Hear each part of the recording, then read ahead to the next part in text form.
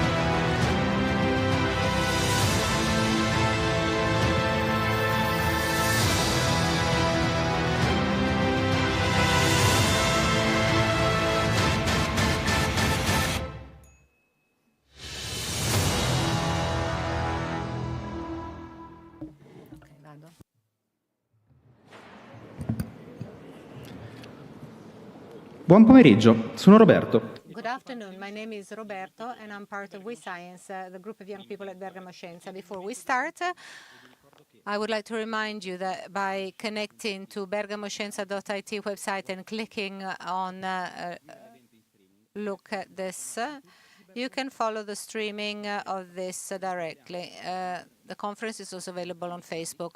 From both channels, you can send questions to the speakers or invite your friends and followers to follow the conferences via streaming. Questions from the web are received by us volunteers, and we will propose a selection of them during the debate in this room. The conferences of the 22nd edition of Bergamo Scienza are made available to people with sensory and motor disabilities in trying to provide them translation. All video conferences are recorded, some of which are also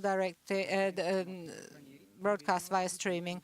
Conference with foreign guests have simultaneous translations, and recordings will be published on the official channels at the end of the festival. These services are made available by Fondazione della Comunità Bergamasca and Fondazione Banca Popolare di Bergamo, which together with Bergamo Scienza are committed in promoting inclusion and accessibility. For simultaneous translation, you can simply scan the QR code provided by volunteers in the room or projected behind me. The QR code will directly connect you with Converso Web Hub, where you'll select the interpretation language from the scroll-down menu. To listen to the translation, you need headsets. If you have yours, use them. Otherwise, if you don't, ask volunteers in the room. At the end of the conference,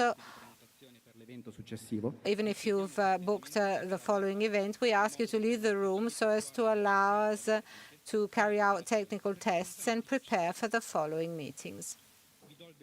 I'd like to welcome you to this afternoon's event titled All Science in the World of James Bond. We have the pleasure of guesting Kathryn Harkup, writer and scientific expert.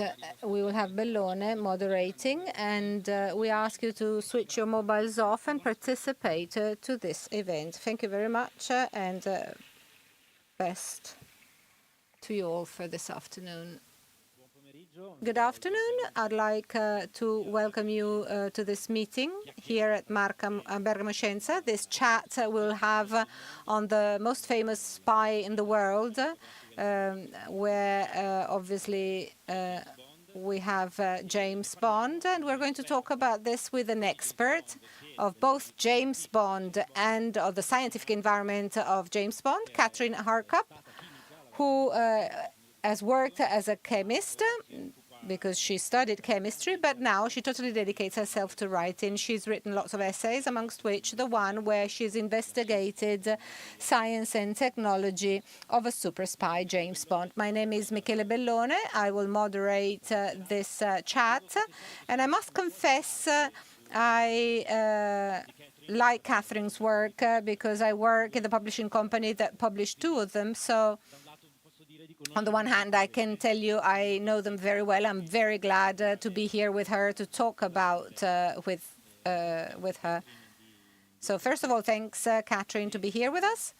And I would immediately start from the title of our presentation, Science in James Bond. What has James Bond to do with science, and why is it interesting to have a look at it in detail? The world of James Bond, excuse me, I'm just going to remove these. The world of James Bond is full of science and technology. I think a lot of the audience who goes to see the films, they turn up to see the gadgets, the cars, the weapons that the villains have, and all of that is based on some sort of science or technology. And in the film, it's always very big, very extravagant, very cutting edge, and it's very exciting. Then after the film, when you walk home, you discuss with your friends, now wait a minute, is that possible? Where did that villain go wrong? What he should have done was. And so I wrote a longer version of that conversation, and I spent some time reading books and finding how possible it might be to do some of that science that we see in such spectacular form on the big screen.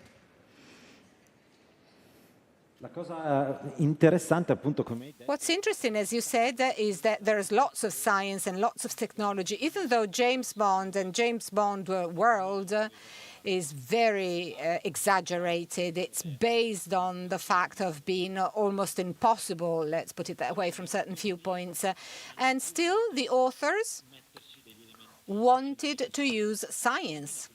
In some cases, also detailed scientific environments. Why is it, in your opinion, why is it that the authors are so careful, be it a movie or a book? Why is it that they're so interested in science, the authors? First of all, Ian Fleming loved gadgets, so the originator of the James Bond world. He was very interested, he worked during World War II with people who designed gadgets for spies. So he was fascinated about that world, and he included some of it in his books. The people that made the films were also fascinated by gadgets and fast cars and guns and big explosions. So I think they all put in all the things that they absolutely loved and then made it as big and bold as they could for the big screen. But you're right, they always keep it as current as they possibly can. Because science and technology moves so fast, it is very easy for a film to look dated. So if you look at some of the early Bond films, some of the gadgets are ridiculous. They are too easy. And then sometimes they push that technology too far and it becomes ridiculous. We still can't do that and it looks silly on film. But as long as there is this balance of it's just about possible, we'll just go along with it for the film, it makes sense in the film world, I think we are okay with it. We just enjoy it for what it is. So one of the examples that I think is particularly interesting for me was in the film Moonraker. So in the film Moonraker, we have Hugo Drax with a big space station in his big lair, and he has to get all of his beautiful people to the big space station, and he uses shuttles. Now, today we are very familiar with shuttles. We see NASA launch them all the time. But in the film, the first time the audience had seen one of these shuttles that was based on NASA's design was in the film. They launched it before the real shuttle launched. There were technical problems. So what people had seen in the Moonraker film really did take off a few months after the film came out. So they really did do their best to keep current and show things that were really possible, but then sometimes exaggerate them. So they were also interested in keeping a level of something that was almost real, also in exaggerated stories where, all sorts of things happen. And so partly, I don't know, maybe you've already answered this question, but there's also been an evolution of science and technology in James Bond's movies, right? Again, for this reason, there has been an evolution. And in your opinion, has there been something in science where in the course of time they've been closer to the real technology evolution, or maybe they anticipated it even, and others instead where they just took things very, very freely and said, everything's fine, we're going to use whatever. Are there differences amongst the different movies?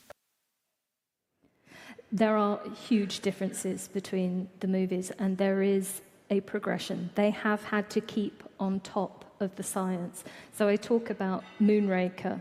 The idea of the shuttle, I think, was pretty new in the 80s. Another example that really stands out to me is in Goldfinger. It is inevitable, I will talk about Goldfinger a lot, because it is the iconic Bond film. In Goldfinger, there is the laser beam that is going to cut James Bond in half. Today, we think of lasers as they're obvious, they're everyday. You can't have a spy film without a laser in it. They go together. But Goldfinger started it. That was the origin of the laser in the spy film. And it was so new, they had to explain to the audience what it was, because no one outside of a lab at that time would have seen one. So they give lines of dialogue to Goldfinger, and he says things like, "It is a form of light not found in nature," correct. "It can project a spot on the moon," correct. "It can cut through metal," not true. Because che è la parte più importante, tra l'altro. Which is in fact the most important thing.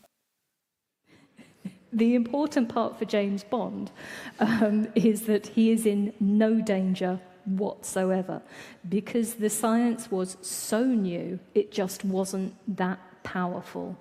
There are lasers that can cut through metal. They were invented a few years after the film.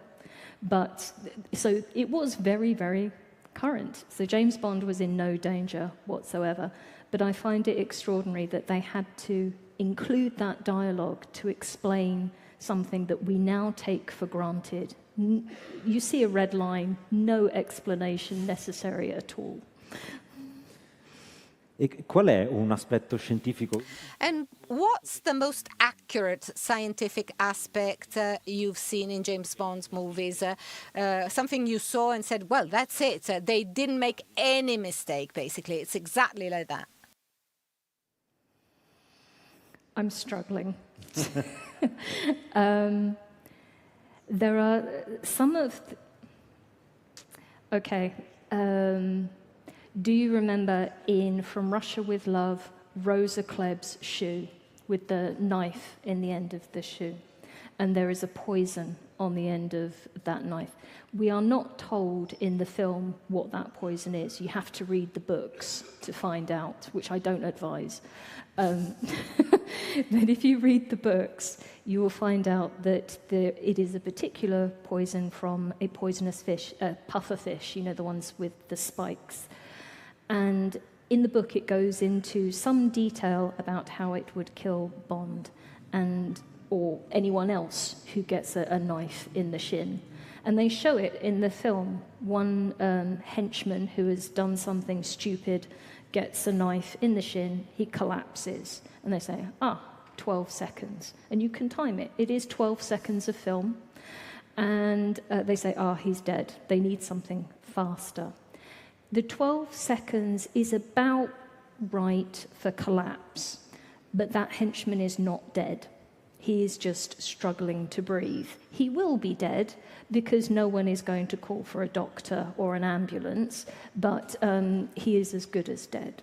So from that point of view, yes, it was accurate. Sometimes the science in the books is more accurate. Sometimes the science in the films is more accurate. But I do like the fact that they timed this poor man's death.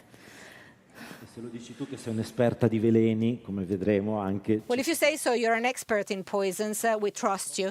You've already partly answered something I wanted to ask. Something else I wanted to ask you, if also books are scientifically accurate.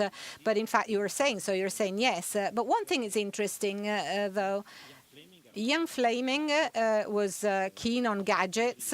The authors of movies also love gadgets, fast cars, etc., etc., and also interested in the technological aspect. But my feeling is that Bond is not particularly keen on technology, also because he often uses gadgets, as it comes. He improvises a lot, right? Is that true or not?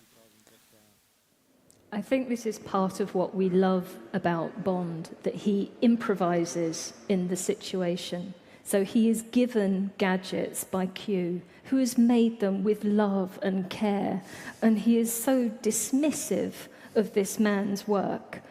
He almost takes it grudgingly, and he will use these gadgets, perhaps not as Q intended them, but they will get him out of trouble. They will do the necessary thing at the right time.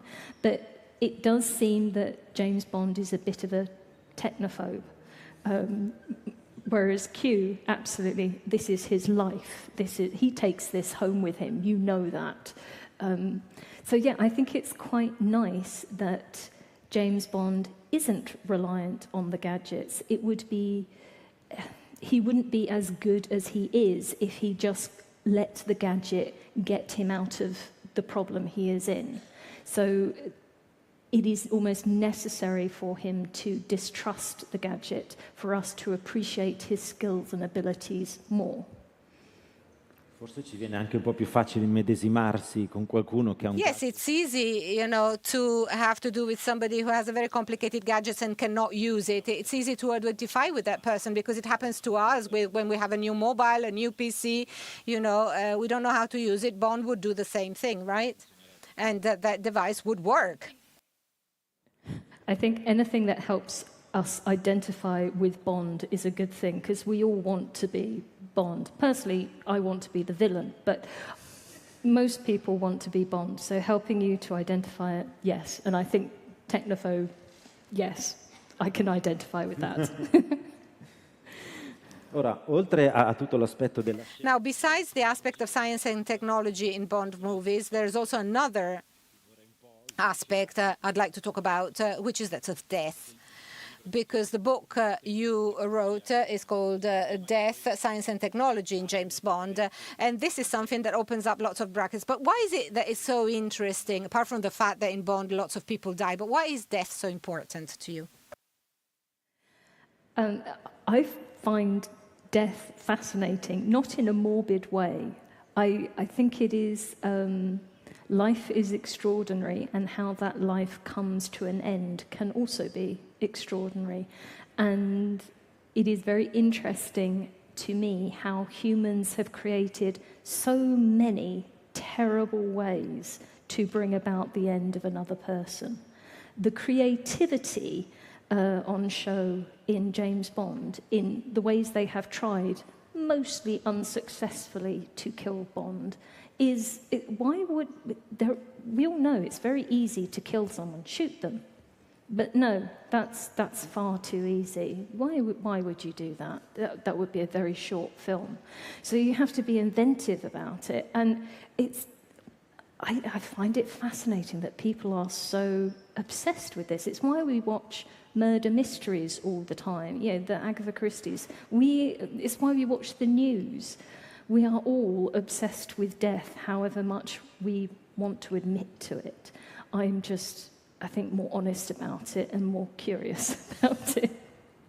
I don't know. So James Bond as a franchise offers not just many deaths, but many different and interesting ways to die, which I find fascinating. E parlando di questo...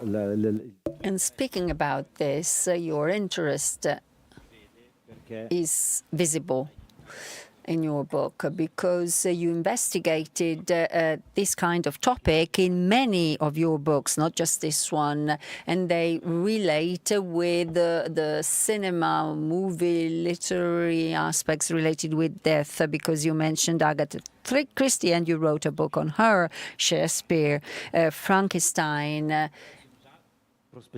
So these are all different perspectives. Could you cover the different perspectives that you discovered on death, of course? If we start maybe with the earliest, with Shakespeare, the attitude Shakespeare has to death, I think, is very different to modern views of death. Again, another franchise, if you will, that is full of creative ways of killing people in Shakespeare plays. But death is much more ordinary in Shakespeare's world. It is something he would have seen personally, and he would have seen friends and family die, but he would have also seen executions. He would have seen people die in street fights. This was part of his world. It was a very violent world. And his attitude to death is much more practical. It is very closely observed. Whereas today, we are just as interested in death, but it is a very clean version of death.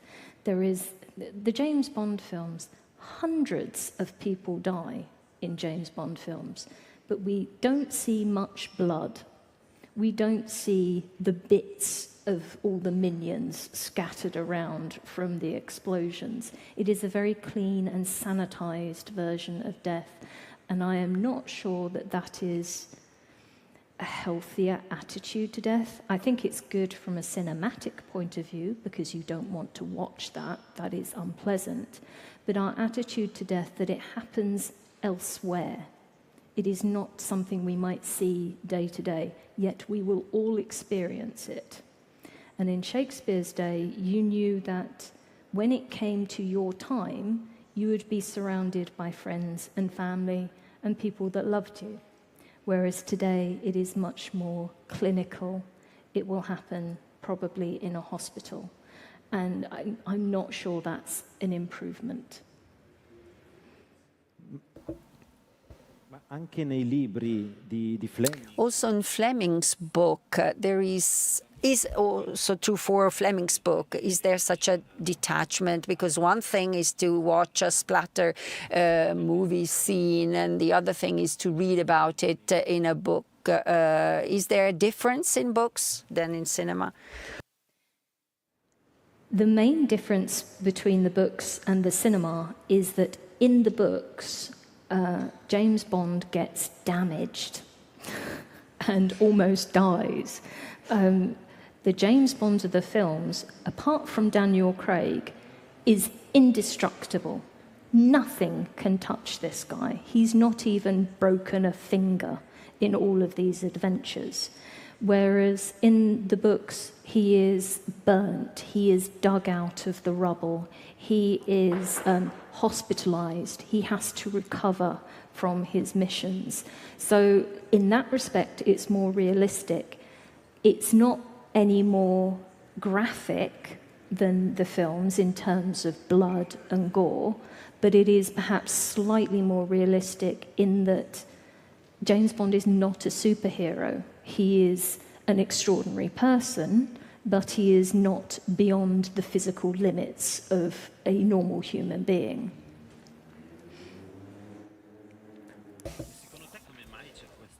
How is it that there is such a difference, in your opinion? How is it that in films they opted for making him almost indestructible, while he was not so in books?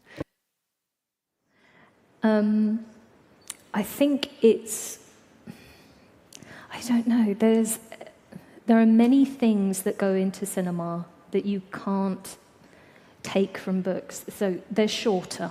You can spend time in a book exploring lots of different avenues, whereas in a film, some of the Bond films are quite long, but you have to get to the end before the audience gets bored. So you have to do things quickly. You also have to appeal to as broad an audience as possible if you are making James Bond films, because many of those films, it's bizarre to say, but they are family films. There is nothing really in them that you would not show to fairly young children, even though this is very violent, very sexist. It's a very strange world. But obviously the filmmakers need to make money, so they don't want to show that side of it, perhaps. There is also the reassuring idea that it doesn't matter what happens, we know Bond will survive. I know that it's almost like a spoiler for every film. It is the same film 25 times over. Bond will have an adventure, he will be blown up, he will nearly die, but he will survive. And we still go back and watch it. And it's because I think we want to know how he will get out of this fix. And sometimes you just have to make him indestructible to be able to survive the ridiculous scenarios they put him in. Sì, e questo riporta un po' anche Yes, and this brings us back tipo la scena del laser di Goldfinger. to the laser beam scene in Goldfinger, so very creative and almost absurd ways in which his enemies try to eliminate him, while you might just speak less and shoot at him, while viewers want to see just that. Absolutely. My advice to any supervillains in the audience, when James Bond turns up, because he will, just shoot him. Honestly, don't invite him in. Don't give him dinner. Don't explain your plan to him in extraordinary detail. Don't even pause to tell him you are the author of all his pain. Just shoot him. It saved the world a lot of damage and cost. But it wouldn't be a film. It wouldn't be entertaining. We have to have these big villains with big, extraordinary gadgets and technological advances. Otherwise, what's the point of James Bond? His life would be too easy. It wouldn't be entertaining. So you have to have this big, bold, bad guy to make a big, bold hero. Does that answer your question? Può centrare anche il fatto che a parte... Can this have to do something with the fact that if we exclude the latest James Bond films, all the others belong to the same world, but we're a bit disconnected. You know the films much better than I do, but the horizontal plot connecting all the films was much weaker. So one could afford doing so, because otherwise one villain would know what happened to the other, the previous one, and would not make that mistake. Is this the plot that they wanted to have? This is true. I think we were discussing earlier, if you were a Bond villain, the first thing you do is sit down and watch the Bond films and figure out where everyone went wrong and, fix the holes in your plan. Yes, the Daniel Craig films, they have a continuity, whereas the films before that, they have convenient amnesia. And it's only convenient when it's important to the plot. They can still pick up traces when they think, oh, the audience will like this, we'll have a little nod to an earlier film. But mostly it's just, nope, we're starting fresh. This is just an episode in Bond's life, and we will just follow it. And I don't know, does that make it easier for the filmmakers? Possibly. I mean, it's a made-up world, it doesn't matter. But somehow it makes a difference to me, because I can write a book about it and I can pick all the holes in it. But I don't think it makes any difference to the filmmakers, because we know the audience will come back and see, how is Bond going to get out of it and save the world this time? Mi viene anche una curiosità. Out of curiosity, we discussed the technological and scientific advances and evolution in James Bond. Was there an evolution in James Bond's audiences? Because nowadays, this fact of seeing what went wrong, what were the mistakes, is very frequent. What's wrong in Interstellar? What's wrong in Jurassic Park? So has the James Bond's audience changed over the years? I think the audience has changed. The films have certainly changed. There are things that happened in the earlier films that could not be presented to audiences today and be acceptable, which is a good thing. So Bond himself, he's become more serious, then he got funnier, then he got serious again, then he's never been able to be broken, now he can be broken, now he can be killed. So I think there is very much adapting to what an audience expects, but Bond fans are usually quite hardcore and they are quite forgiving of a franchise.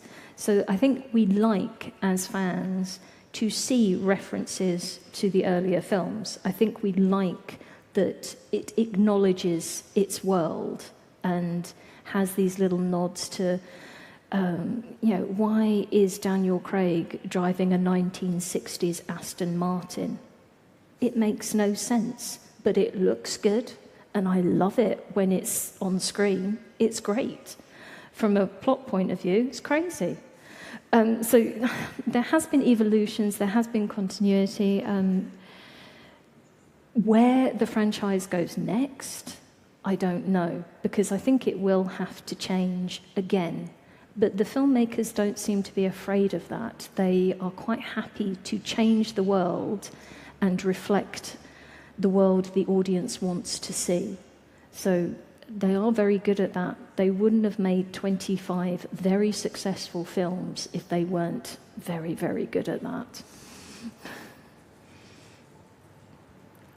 A questo proposito, Speaking about this, I was about to ask you what would you expect from next James Bond, and what you just said is very interesting about these changes, because these long sagas are very important. So the audience is fond of seeing the same things, and changes might be dangerous, but they can also be very interesting.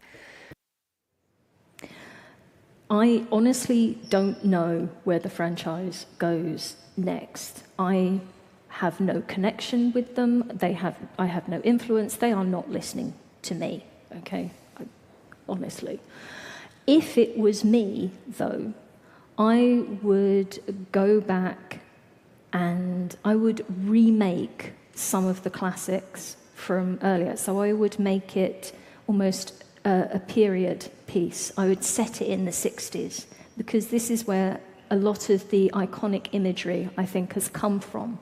This is the stuff they keep harking back to, even in modern films. The 60s was the peak of Bond. So I think you can remake maybe Goldfinger, but without perhaps some of the more sexist side of it, perhaps less of the racism that is in it. You could make a modern version, but set in the 60s. I think audiences would love that. I think they would absolutely eat it up. But I don't know. Every time they make a Bond film, I'm surprised at the direction they've taken. So when you sit down and watch them in order, you could not predict where you would go from one film to the next. I don't think even the filmmakers understood how current they were being sometimes. For example, one of the Timothy Dalton films, I forget which one, is all about drug smuggling. And it has this big villain who's got ridiculous amounts of money, ridiculous weapons and a lair because of his drug smuggling money. And a few months after that, all of the Pablo Escobar nonsense happened. And they didn't know about it. They were ahead of the time.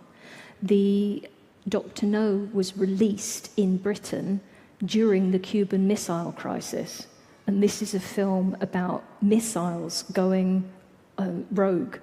So sometimes they really are on the money. So I cannot predict the future. They seem to be quite good at it. Maybe they should do lottery numbers as well as make Bond films, because they seem to be very good at hitting what is the preoccupation of the day. Isn't it extraordinary that the latest film had to be held back because of a global pandemic? A contagion spreading around the world that could kill lots of people. And the film is about a contagion spreading around the world that could kill lots of people. They really do seem to know what they are doing sometimes. sempre a questo proposito. Again, talking about this, going back to the scientific aspect again, given that you, Per motivi di lavoro, for work reasons, have seen all movies one after the other in chronological order, to study them, to review them. We've noticed that there is an evolution of science and technology, but is there also an evolution non soltanto per restare al passo con i not just to keep track with developments, but also an evolution of its of showing the way in which scientists are represented, the way in which some topics that have to do with science are presented, but also that are connected with economy and social issues. In reviewing them all, is there this connection? I think there is. It comes back to the lasers again. So usually the big science is with the villain, and they have pushed it to dangerous extremes. The idea of the mad scientist almost, which is very, very old stereotype in cinema. So Goldfinger was the first person to have the laser. But James Bond gets a laser in later films and uses it against the villains.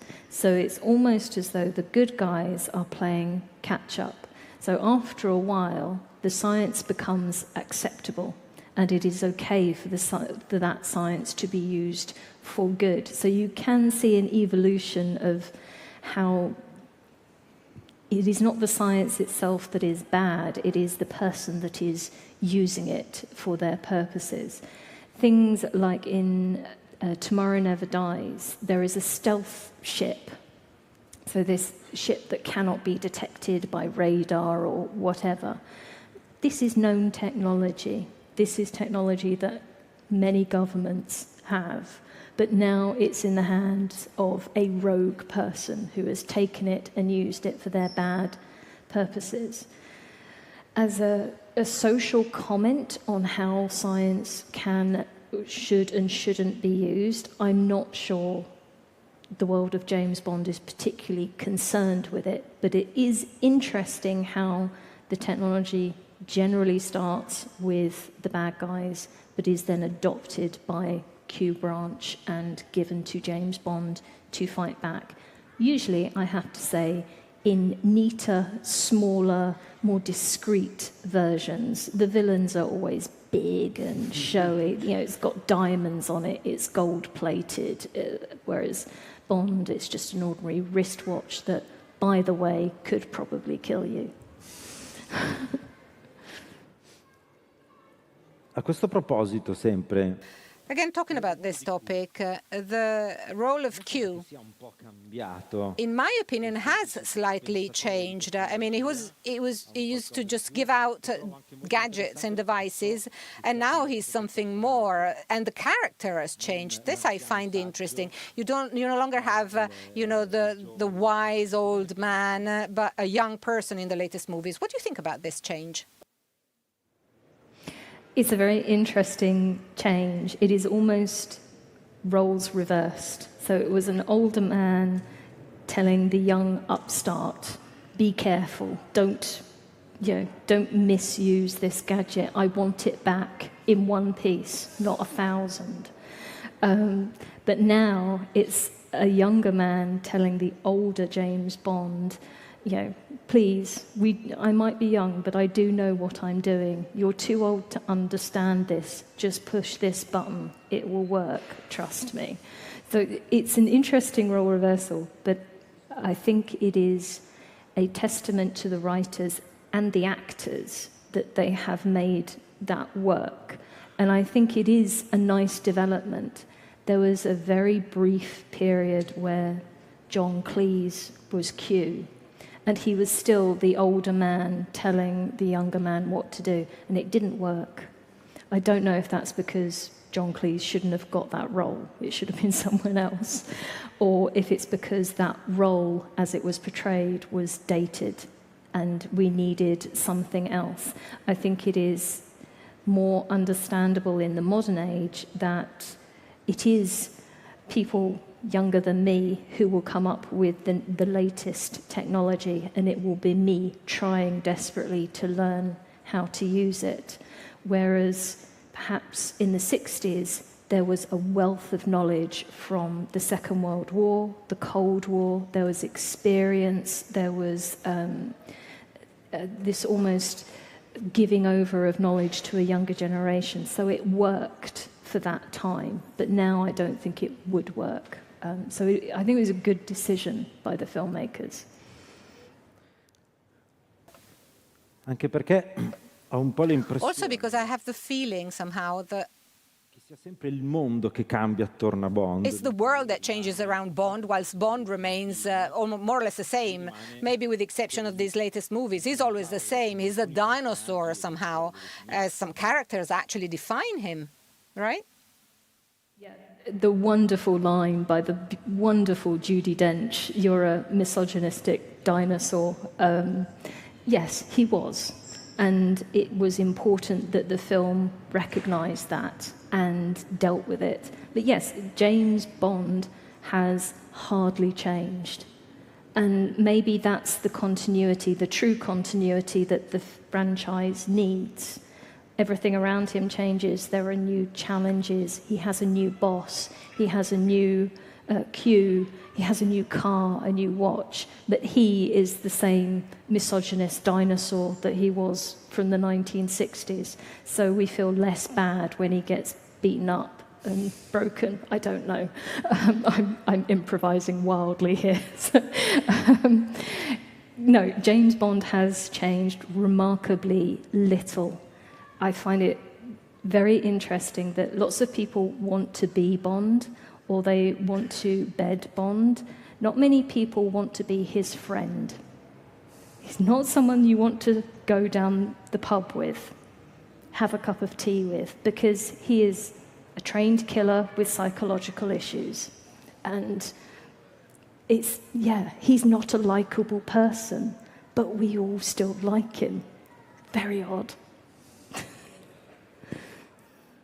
Allora, prima di arrivare alle domande Now, before coming to the real difficult questions I kept last, I wanted to go a step back. Questo tuo interesse. Going back to your interest, because you're a scientist, but then you started dealing with science in, big, usually British stories. We talked about Frankenstein, Shakespeare, Agatha Christie, James Bond. What is it that intrigues you of this relationship between science and technology, the scientific aspect of it all, and the stories, these important narratives? I am a person who likes learning, and I like figuring things out. I like to get to feel clever when I work something out for myself. So that's why science appeals to me. I think it's also why murder mysteries and Agatha Christie appeals to me, because I can try and figure it out before Poirot. Wrong franchise, sorry. Before Poirot does. So I like that aspect. I also think it's quite artificial, the idea that you are a scientist or you're interested in the arts. There is certainly, it's a one or the other choice in the UK. I hope it's not like that here, but it is a choice in the UK. This is your career path or this is your career path. And I think that's stupid. You can be interested in science, you can be interested in literature and art, and you can be interested in everything in between. For me, as someone who's interested in science, I love science. I like talking about science, but there are not many people who are as interested in science as me. So I try and spread the love. And one way to do that is through big, popular franchises. I can have a discussion with someone about James Bond, and then we can talk about lasers, and we can talk about space stations, and we can sneak in some science, but actually we're just talking about a common topic. So for me, it is an easy route into talking about science that is a common language with a lot of people. So like you say, it's about storytelling, and that is, I think, a good way of communicating an enthusiasm and an interest in science. If you want to know the details, you can go away and find them. I'm not going to tell you the finite workings of a laser, but I'm going to tell you maybe why James Bond isn't going to die in that scenario. For me, so going back a little bit, when I was doing my PhD long time ago, I was working with some very dangerous chemicals. They all had a skull and crossbone on the bottle, I swear, every single one. And I learnt to work with them safely. But you start to become curious, what is it that that can do to me? How can a tiny, tiny amount of that destroy something as big as me? What is it doing? So I became interested from that point of view. And then I was offered a chance to write a book. And so I said, you know what people are interested in? Murder, death, poison. This is the thing everyone loves. I'll write about poisons. And if you're going to write about poisons, you have to talk about Agatha Christie, because she's the best. She's brilliant at it and scientifically accurate. So all praise to Agatha Christie. So that's how I started on that path, knowing that audiences love death and killing people. I've kind of tapped into that, and I am always looking for franchises that kill off a lot of their characters in interesting ways, so I can write books about them. And spread science, by the way, not just glory in the death, spread science. Sorry, forgot the important bit. Quindi possiamo dire che Agatha Christie... So can we say that Agatha Christie is the most accurate one from the scientific viewpoint, considering the four you've explored? Yeah, and so in terms of scientific detail and accuracy, Agatha Christie is top, brilliant, absolute genius. Wonderful writer and brilliant, I would say, science communicator. She gives you all the clues in everyday language, and she's talking about science and chemistry and biology, and anyone can follow it. Fantastic communication.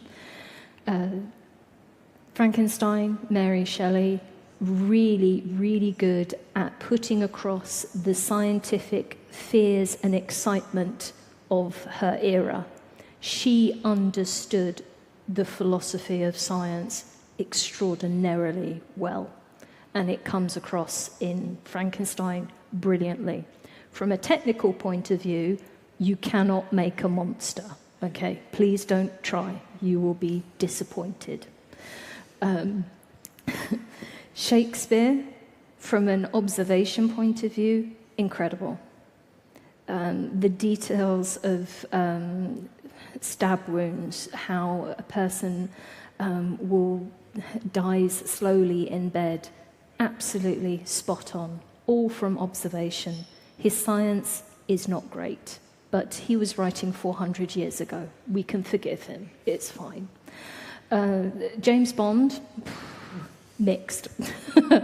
There's some, as I've said, scientifically really good, other bits really bad, but it doesn't matter, any of it.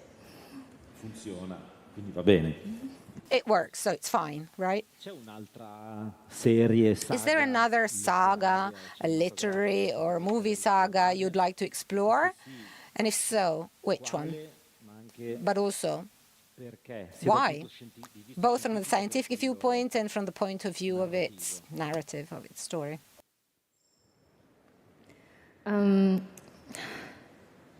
There's lots of books that I want to read. I'm not sure there's many books I can write about. I might have exhausted the big names in terms of death. I might have to branch out. That scares me. I might have to write about something else. I have nothing in mind at the moment. I was having a lovely conversation in Poland with some Polish people. I was talking about Shakespeare, and I wanted to know their equivalent of Shakespeare, who they have to study at school, who they hate, because they can't relate to it. And they gave me a name, and they said, oh, there's a lot of death in his work too. You should write about that. But I'm not sure that this particular Polish author has been translated outside of Poland, so it's a very limited audience. But if you have any suggestions, I'm very open to them. I'm not sure I'm ready to tackle things like Star Wars or Lord of the Rings or anything like that. I think that's a bit too much. I don't think I could take that on. I'm going to have to think of another career. Okay, fine. We've come to the difficult questions now. Those questions that pop up every time you talk about James Bond. So probably you'll be more than ready to answer them. But let's start straight away. Your preferred gadget in Bond movies? Preferred gadget in a Bond? Only one.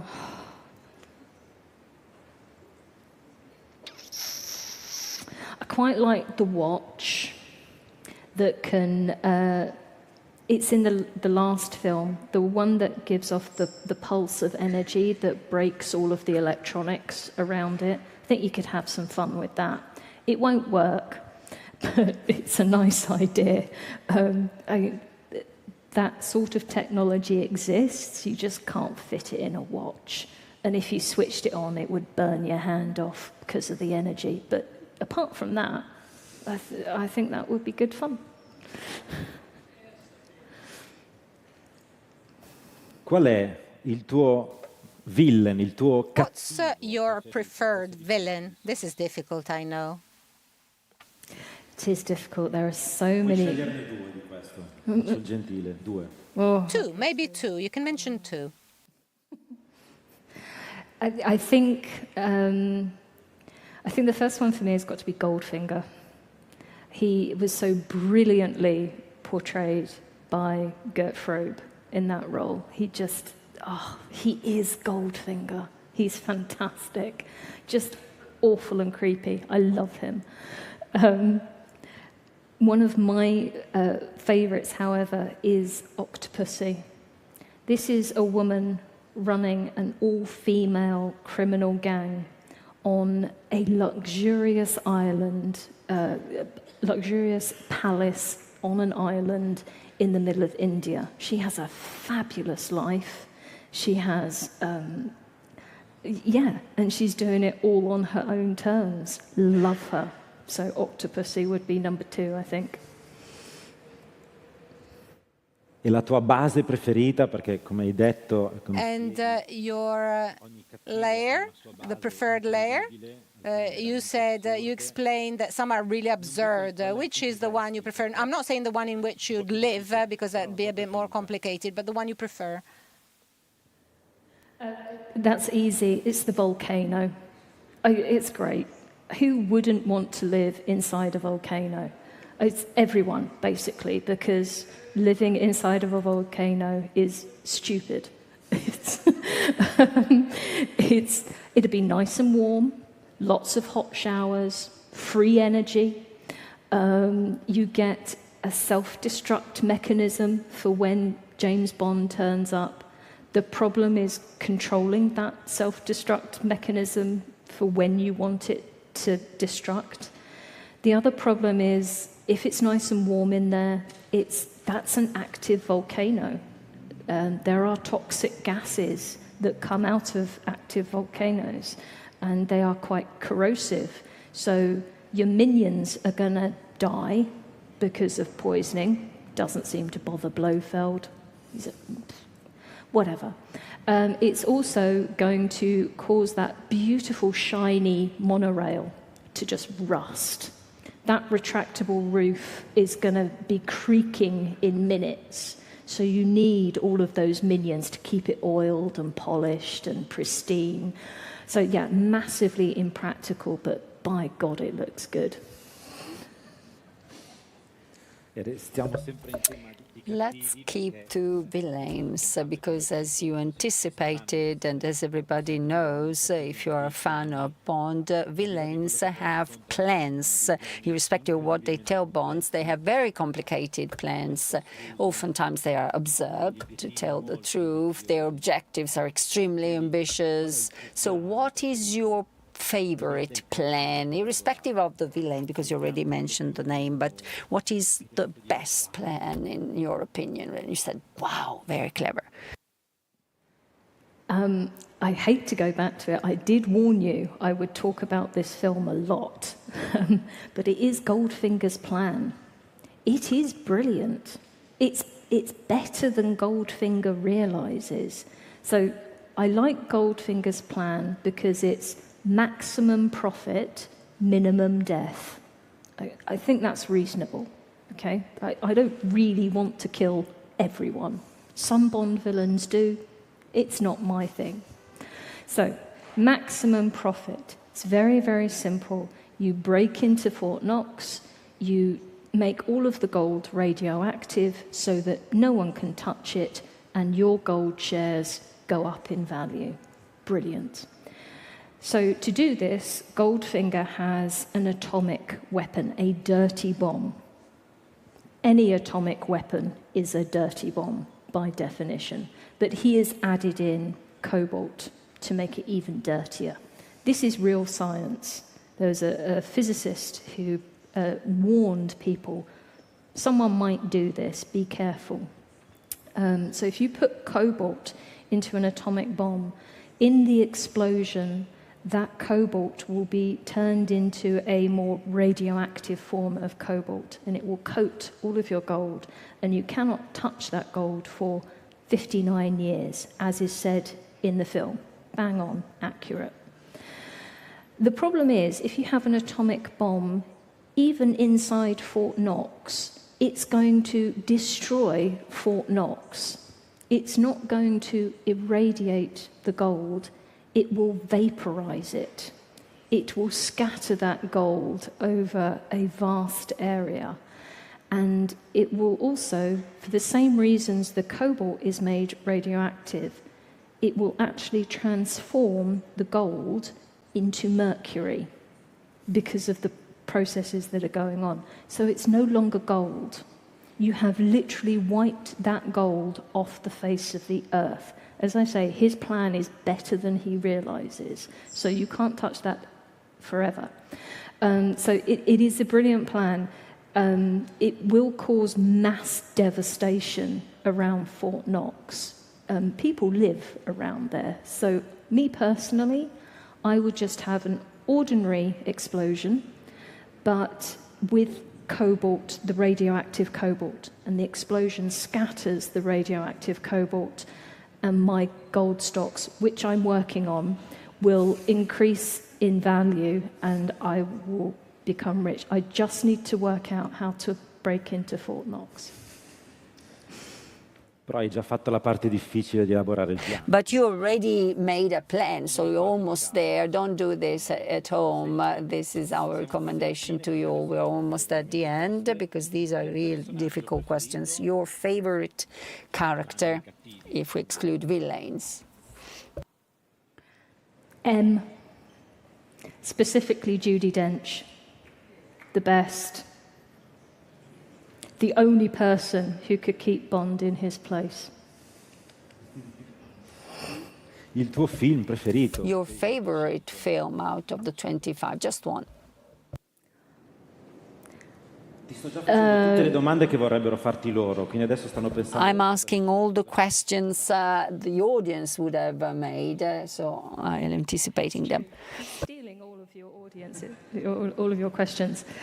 The film, if it's on TV, the one I will watch to the end is Live and Let Die with Roger Moore, the one in, it's not Haiti, but it's supposed to be Haiti.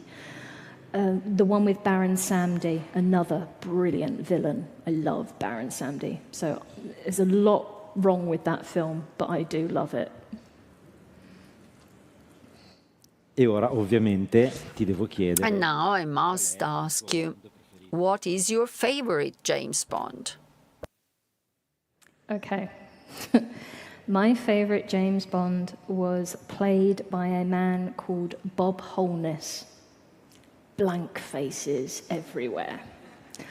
Bob Holness was a South African actor, and he did a radio version of one of the Bond stories, and he was the first man to play James Bond. He became famous in later life in the UK because he became a host of TV quiz shows. So he's an icon to a certain generation of Brits, which is my generation. And I also, my one and only claim to fame, I am a distant relative of this particular James Bond. Very, very distant.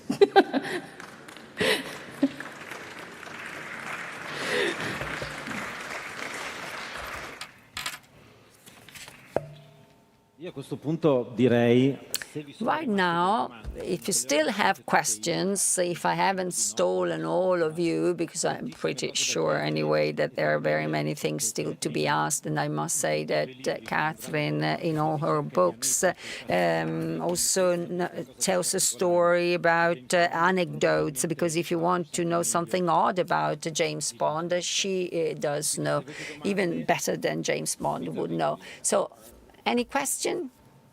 Please break the ice, don't be shy, raise your hands.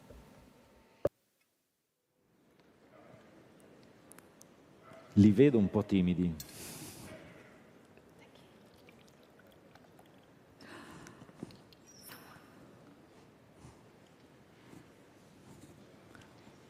Posso chiedere in italiano? May I ask this question in Italian? Yes, of course. What is the least accurate, scientifically speaking, the least accurate plan from a scientific perspective? Least accurate, yes. So many to choose from.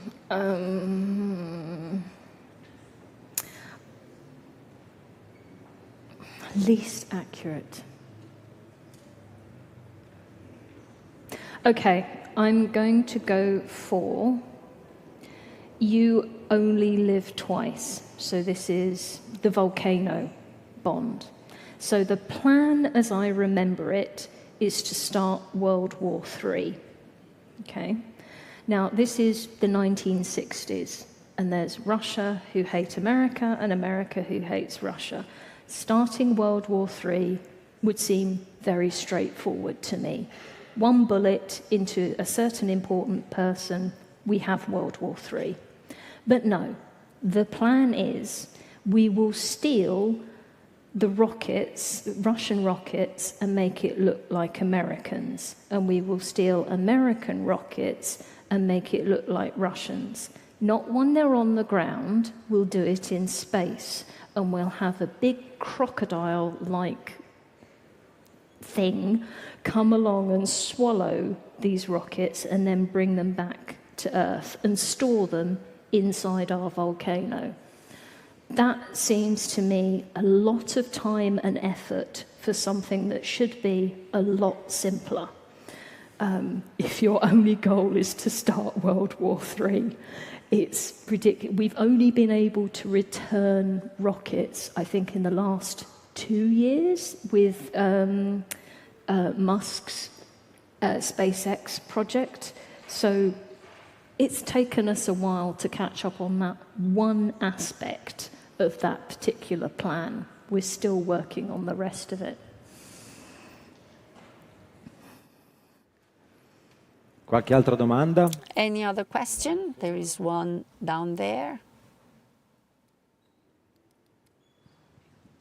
Buonasera. Good evening. Thank you very much.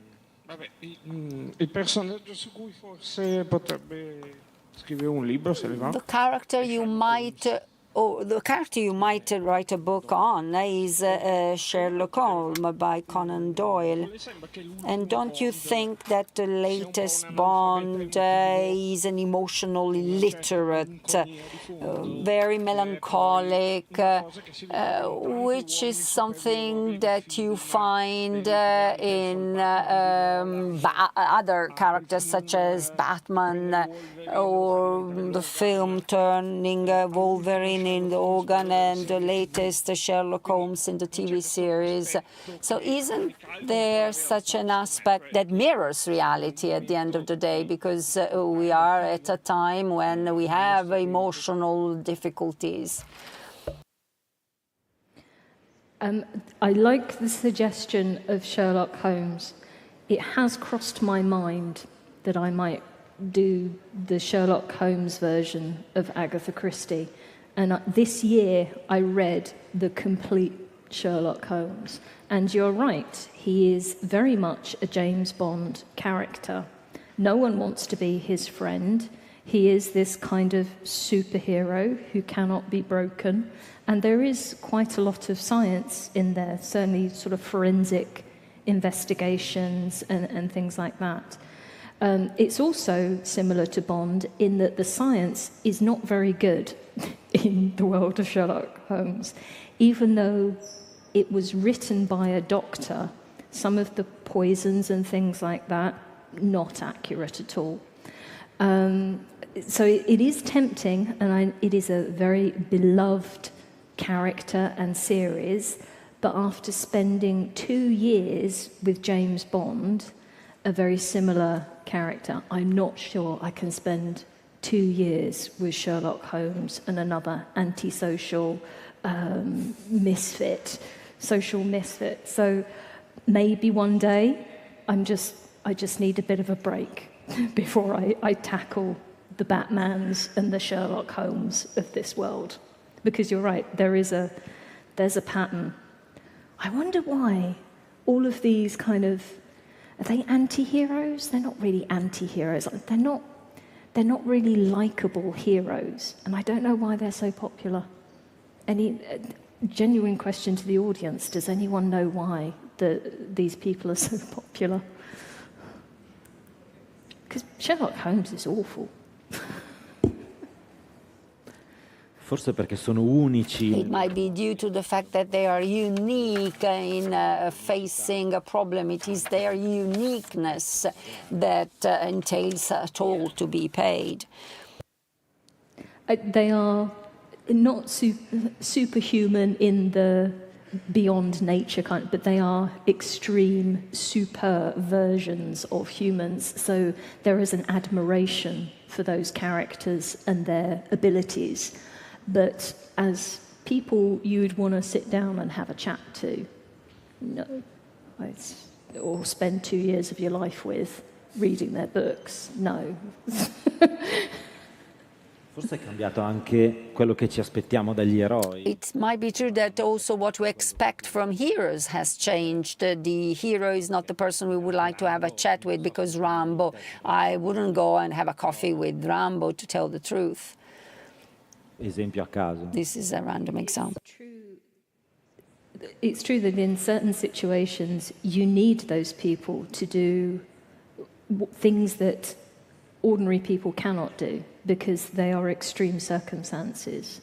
And the great war heroes are not usually nice people, because they are making difficult decisions and doing difficult jobs, and that's why they are good at those roles. So yeah, there's a place for them, and perhaps that's why we idolize them, because certainly, I'm a coward. I couldn't do what James Bond does. I mean, he runs towards danger. I'm running away. It makes no sense to me. So I think there is a fascination of trying to understand people who are very different to us and do very different things. So.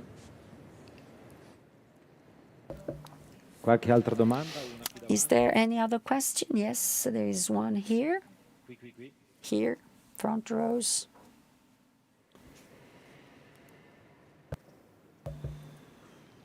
Grazie. Thank you. Il titolo della conferenza. I'd like to change the title of this conference. Is there any technological gadget made in James Bond that inspired actual scientists, such as nanobots? I don't know, but I'm just improvising here. Nanobots is certainly a theoretical possibility. The science is not there yet, and I don't think it will ever be in the form we see in the film. So you can sleep at night. Nanobots are not coming to kill you. There is science that I think people watched the films and then said, we should have that. That's a cool thing. The thing that the best example I know of is in Thunderball. So there is a gadget that Bond puts in his mouth that recycles his breath so that he can swim underwater and fight all the bad guys and survive. So they show this in the film. And after the film, the British Secret Service got in touch with the filmmakers and said, that's interesting. We've been trying to make one of those. How did you do it? And they said, we got these two capsules and we glued them together and we told the actor to hold their breath. Because it's not a real thing. However, there is now a device that is quite similar to this. It doesn't recycle. There are ways of recycling your breath for scuba devices to stop the bubbles appearing. That's a known technology. But there is a device, it's a bit bigger than you see in the Bond film, but it fits in the mouth and it actually filters oxygen from the surrounding water, so you don't need a tank. And I do wonder if the people that made that device watched Thunderball and thought, you know what, we should have one of those. That's really cool. So yes, I think it works both ways. Qualche altra domanda? Is there any other question? Perché sennò me ne hai fatto venire in mente ancora una. Because I thought of one, but I'd rather leave the floor to the audience because I stole so many. But there are no hands raised, so I'll ask a question. This issue of gadgets, because made me think of something very interesting. Tell me what you think about this. The fact that in certain movies, science is shown as magic, as a form of magic. Che i personaggi usano per that characters use to solve problems, maybe also introducing some complicated words and naming these things in complicated manners so that they sound scientific. But from a storytelling perspective, it works as a spell more than science. Is this true in your opinion? I think there are films that do that.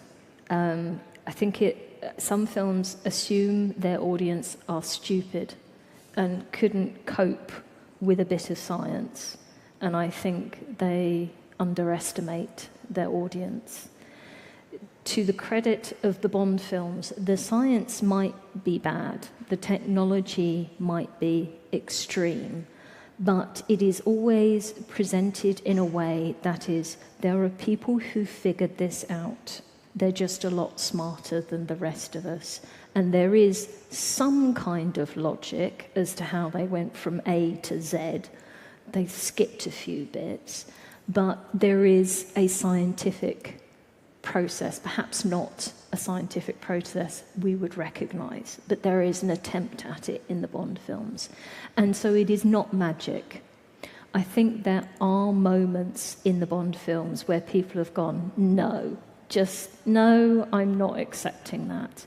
The one that springs to mind is the invisible car in, is it Tomorrow No? Oh, I can't remember. The World Is Not Enough. I can't remember. Tomorrow No.